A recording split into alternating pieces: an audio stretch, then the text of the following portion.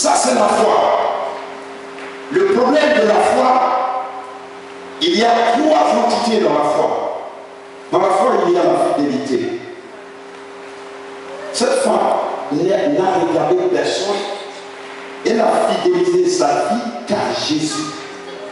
Le fait qu'elle a cru, elle a dit, Jésus, c'est toi maintenant le maître de ma vie. C'est terminé. Toutes ces histoires dans lesquelles je me suis pardonné, j'oublie cela, c'est toi Jésus. Et c'est ce que Jésus a reçu. Cette foi, c'est celle qui a tiré Jésus vers cette femme. Et cette femme a dit, la loi c'est la loi. Mais on m'a dit, toi tu es le sauveur. Je vais obéir à ce que Dieu dit, que Jésus-Christ est sauveur. Et donc, la fidélité doit suivre l'obéissance. Et donc, le F veut dire fidélité, O veut dire obéissance, et elle est restée intègre. C'est pourquoi personne ne pouvait l'arrêter. Personne ne peut t'arrêter, ma soeur. Personne dans cette société n'est capable de t'arrêter. De t'arrêter. Tu es sauvé. Je dis tu es sauvé.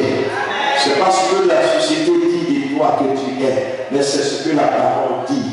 La parole de Dieu dit de toi, c'est ce que tu es. Que la société regarde ce qui se passe autour de ta vie, mais regarde ce qui se passe dans ton cœur pour Jésus. Alléluia. Sa conception change, elle reste intègre. Reste intègre. Quoi qu'il en soit, reste un peu calme. Tu es très agité.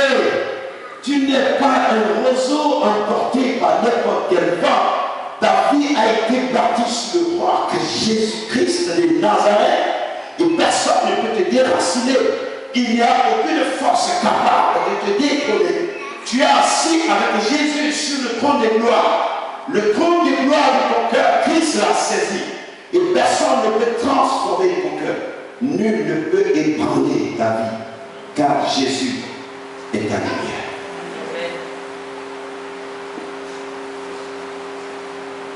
Dans la foi, quand tu vis la foi, il y a une autre dimension de la chose. C'est le gel et la prière. Alléluia. Cette femme, elle a arraché le miracle par la foi. Mais quelque part dans le livre de Marc chapitre 9 au verset 14 jusqu'au verset 29, quelque chose va se passer. Jésus marche, il est avec ses disciples. Il fait confiance à ses disciples. Et quelqu'un vient avec son enfant, troublé par des démons. C'est pas facile, frère. Quand un démon est dans ta vie, quand tu sens que dans ta vie, tu prends des résolutions, mais tu n'arrives pas à aller jusqu'au bout avec. Tu dois comprendre qu'en ce moment, il y a un esprit qui est là, qui t'empêche. Il y a des personnes qui étaient fumeurs, qui buvaient, qui se droguaient. Ils ont cru en Jésus, mais ils ne comprennent pas pourquoi jusqu'à présent, des personnes qui étaient prostituées, des personnes qui étaient orgueilleuses, des personnes colériques, des personnes impulsives, mais ils ne comprennent pas pourquoi chaque fois ces choses surgissent. Et il faut, à un moment donné, que tu comprennes que je dois passer à une autre dimension de la parole de Dieu. Le système de Jésus, il n'est pas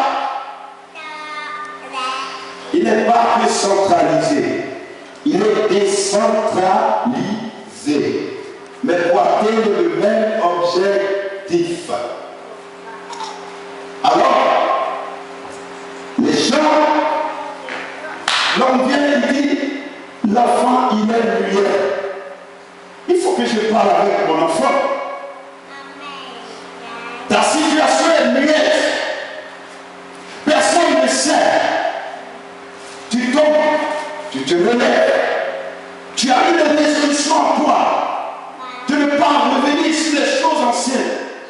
Mais à chaque fois que tu prends la résolution, tu succombes. Et tu te demandes, mais qu'est-ce que je dois faire? Et cet homme a prié et ça ne marche pas. Il dit, j'ai entendu parler de quelqu'un qu'on appelle Jésus. Je crois en lui, je vais aller vers lui. Va vers Jésus. Tu dois approcher Jésus.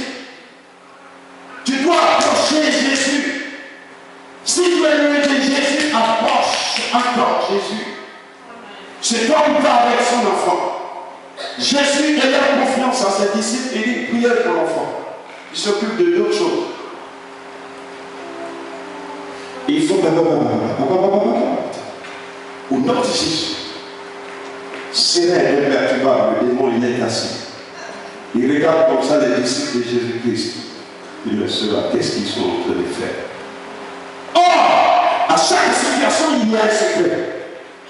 Il n'avait pas le secret de Jésus-Christ. Et Christ va dire, j'ai entendu que vous parlez, vous murmurez entre vous, de quoi parlez-vous? L'homme prend l'engagement de dire à Christ, regarde, je souffre. Mon enfant, tantôt il tombe dans l'eau, tantôt il a l'épilepsie. Ce n'est pas une maladie, ce n'est pas un démon des jeux. C'est un démon qui t'amène à aller visiter la mort, à revenir à la vie par la grâce de Dieu. Quand tu as l'épilepsie, tu tombes à un moment donné, tu commences à parler. Et ce moment-là, les gens vont commencer à être troublés, ils vont t'assister. Et tu vas perdre connaissance. Et tu es raide comme un mort. Et ce n'est qu'après que tu reviens. Alléluia. Jésus dit aux disciples, priez. Ils ont prié, ils n'ont pas pu. Le problème revient vers Christ. Il dit, mais qu'est-ce qui vous arrive? Il y a longtemps que vous marchez avec moi. Lorsque tu marches avec quelqu'un, il faut qu'à un moment donné, tu commences à faire comme la personne fait, les bonnes choses que la personne fait. Mais tu ne dois pas rester statique. Tu viens à l'église, il faut que tu apprennes l'attitude de l'église, le comportement de l'église. C'est une éducation, c'est une marche. Quand tu viens à Christ, Christ te brise. Donc tu es comme quelqu'un qui est paralysé et qui doit commencer à apprendre à marcher de nouveau. Et cela, ça a besoin maintenant d'un soutien d'un nouveau système. Et Jésus leur dit, vous êtes incrédules. Vous croyez que c'est tous les démons, c'est toutes les maladies qu'on chasse comme ça? Ce démon, il a besoin que vous gênez et que vous priez pour pouvoir le chasser. Et ce qui t'amène, tu es résolu, tu es déterminé. Mais à chaque fois, tu retombes dans les mêmes choses. Tu dois apprendre que ce démon qui est dans ta vie, qui te pousse, il y a des gens qui sont colériques, ils sont accueillants, ils ont la facilité d'être au contact des uns des autres. Mais à un moment donné, quand ce démon vient, ils font des histoires encore avec leur propre entourage, et après, toutes les personnes qu'elle a gagnées vont loin de la personne. C'est un démon qui vient pour détruire tes relations chaque fois. Il y a des personnes qui ont des relations sexuelles mystérieuses dans le sommeil. Ces gens de démons ont besoin que tu gères et que tu pries pour que ce démon sorte et qu'il te lâche au nom de Jésus. L'orgueil ne part pas comme ça. L'orgueil a besoin d'un travail profond. C'est une racine qui est très pivotante pour le diable. Quand il saisit l'enfant de Dieu, c'est la première des graines qu'il met. Parce que c'est ce que Dieu déteste. Et à chaque fois, l'orgueil va venir bafouer ton autorité. Il faut que tu comprennes que tu dois entrer dans une phase de gêne et de prière. Accepter les conseils qu'on te donne. C'est cela, la nouvelle semence de Christ qui va prendre place en toi. Mais tant que tu gênes et tu pries, tu n'écoutes pas. Ils ont écouté d'abord, ils sont allés mettre en pratique. Jésus dit, je l'ai prié. Et quand Jésus est parti, comme il leur avait dit, tant que l'époux est là, les amis de l'époux sont libres de manger et de dormir. Mais quand je dois partir, je ne serai plus avec eux. C'est en ce moment qu'ils vont voir le travail qu'ils doivent faire. Quand tu vois que tu as prié simplement, que la situation demeure, quand tu vois que tu as appelé tel ou tel homme de Dieu, ça ne va pas. Tu dois comprendre que je dois maintenant aller à une dimension supérieure, d'aller et de gêner et de prier pour que le démon qui est en moi, il puisse sortir au nom de Jésus-Christ. Pourquoi? Parce que face à cela, c'est la condamnation. Le diable vient pour te condamner. Le diable vient pour donner un décret. Devant un décret, il faut que tu gênes et que tu pries. Frère, je te dis la vérité. J'ai pris pour que ma femme vienne. J'avais une autre conception. J'avais une autre direction. Vous voyez, j'avais ma manière de voir les choses. Et il fallait que je change de direction. J'ai dit, j'ai les moyens. Je n'ai besoin du soutien de personne. Je dois prendre mes moyens moi-même. Et je ne veux pas que quelqu'un dise, demain il lève le doigt, c'est moi qui ai fait ceci, c'est moi qui ai fait cela. C'était une direction mauvaise. C'était une direction mauvaise. Tu es dans un champ. Pourquoi ce champ on ne peut pas semer? Pourquoi tu refuses qu'on mette une graine en toi? C'est parce que tu refuses qu'on mette de la graine en toi que tu ne peux pas produire. Parce que le champ a besoin de plusieurs graines. Pour que le champ soit vraiment fructueux, il faut qu'il y ait des travailleurs qui viennent, qui mettent chacun sa main dans le travail. Et moi, je n'avais pas compris ces choses. Je croyais que mes moyens allaient m'ouvrir les portes. Le jour que j'ai compris, Dieu va couper les moyens financiers. Dieu va dire, tu as une autre conception des choses. Tu dois changer cette direction. Il faut que tu commences à prendre une autre direction. Voilà, frère, quand je me suis retourné, j'ai dit, je n'avais plus d'argent. J'ai dit à l'apôtre, je veux que ma femme vienne, j'ai pas les mots. Écoutez-moi bien. L'apôtre me fait le prêt. Dès qu'il me fait le prêt, dès que ma femme part. Dès qu'il me fait le prêt, dès que les portes s'ouvrent. J'ai compris que j'avais pris une mauvaise direction. Frère, j'étais à un niveau pour que ma femme vienne du Maroc ici. J'avais une autre conception des choses. Il fallait que je change ma conception. Ma pensée n'était pas bonne. Je suis avec un homme qui bénit beaucoup, un homme qui m'a aussi béni. Et un jour, j'ai dit, je vais acheter une voiture, ma première voiture en France. Quelle que soit la qualité, c'est ma voiture. Ça me coûte. Quel que soit mon bébé, les gens vont le regarder comme il est beau, il n'est pas beau, il est ceci, il est cela, mais toi qui l'as, il te plaît. J'ai investi. J'ai dit, je vais apprendre à conduire parce qu'il n'y a personne qui peut me prêter sa voiture.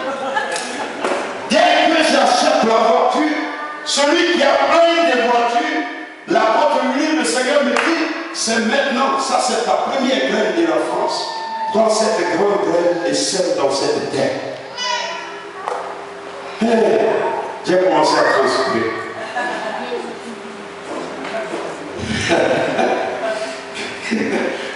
J'ai transpiré. Il y a un jour, l'homme de Dieu avait parlé de bénir l'apôtre. Avant qu'il ne prêche, j'avais cette flamme. J'ai appelé l'apôtre, j'ai dit, viens, je souffre. Alors, on est entré dans le bureau, j'ai dit, c'est clé d'appartenir. Ma première voiture en France, je te la donne. Peut-être pour lui, il regarde la petite voiture. Ça n'a aucun sens devant lui parce qu'il a trop poussé les voitures. Mais Dieu sait ce que je suis en train de semer à ce moment. Frère, c'est comme ça que Dieu va m'ouvrir les portes administratives. Amen.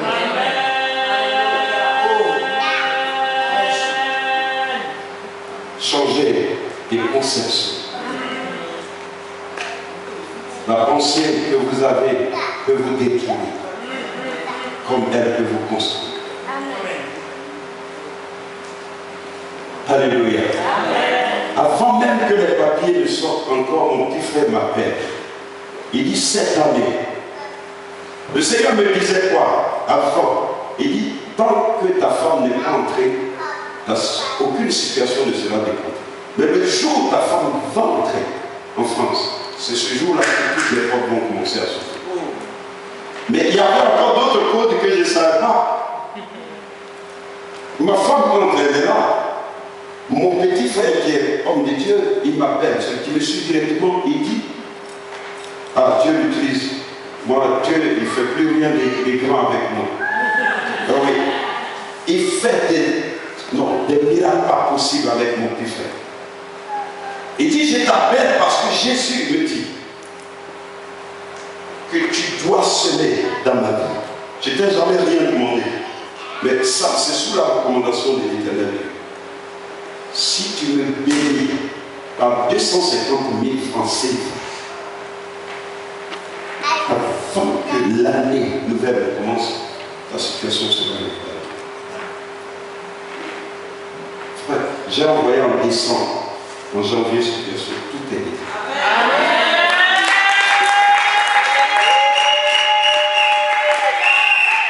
Recevez les révélations que les hommes de Dieu vous donnent de la part du Seigneur. Ça crée beaucoup de choses. Vous voyez, il y a quelqu'un qui m'a arraché cette bénédiction. Elle est dans cette salle. Le jour où vous étiez là, la porte m'a donné cette responsabilité. J'étais en train de voir. Et la période dans laquelle il me dit de faire ça, je n'ai rien dans le compte. Et il me dit, avant qu'il ne vienne, il faut que moi je fasse ça.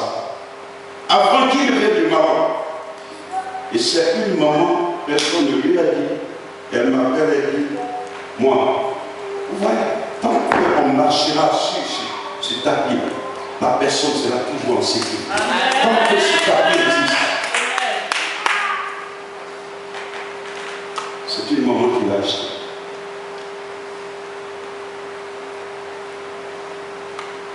Tu as gêné, tu as prié.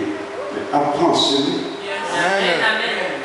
Dorcas devait sortir de la mort par que les œuvres. Donc chaque chose, à chaque niveau, à chaque situation, il faut que tu saches qu'est-ce que je dois faire maintenant. Interroge le Saint-Esprit. Ne fonctionne pas comme tu as toujours fonctionné. Le Saint-Esprit ne fonctionne pas comme les hommes fonctionnent. Il fonctionne à chaque dimension. Et c'est ce que j'ai appris. Après avoir été moi-même mon propre sorcier. Ah, vous ne savez pas que vous pouvez être votre propre sorcier. Tant que l'ignorance c'est de la sorcellerie. Le jour où le sorcier se rend compte qu'en faisant du mal à l'autre, il se fait du mal, il arrête. Oui, il refuse. On lui dit donne, il dit donne pas. Regardez la femme qui va voir sa soeur, sa copine. On va bouffer ton enfant, après on bouffe pour moi. À peine on bouffe pour l'autre, elle se rend compte que c'est une bêtise qu'elle a commise. Bon, amène maintenant ton affaire, dis non. Ça est dans la Bible. Non. Moi, mon enfant, elle commence à voir la valeur de son enfant. Elle a changé de direction, elle a changé de position. La femme ne comprend plus rien. La femme appelle le roi. Roi, viens, il y a quelque chose qui ne va pas. Elle me dit, c'est elle qui est venue me voir. Je donne mon enfant qu'on le bouffe. Après, on va bouffer son enfant. À peine qu'on a fini de manger pour moi, elle ne veut pas donner son enfant. C'est la repentance. Et je me suis repenti. Et chacun de nous doit se repentir. Rends-toi compte de tes erreurs. Ne fonce pas dans ces erreurs. Quand il faut se laisser, quand il faut gêner et prier, si c'est un démon, c'est quelque chose. À chaque fois, tu ne veux pas le faire, tu le fais. À chaque fois, tu ne veux pas faire ça, tu arrives à le faire. Tu dois gêner et prier. Ça n'a pas besoin de parlalala. Ça n'a pas besoin d'une semence. Ne va pas corrompre Jésus que je vais donner tel montant. C'est là que Jésus va me délivrer. Non, tu dois gêner et prier pour que le démon parte au nom de Jésus-Christ. Est-ce qu'on peut se tenir debout? Les trois éléments. La foi ne peut pas vivre sans le jeûne et la prière. La foi, c'est la démonstration du jeûne et de la prière. La foi, elle a des œuvres. Dorcas a eu des œuvres à faire. Et Dieu l'a béni. Celle qui était morte, tous les gens se plaignent pour qu'elle vive.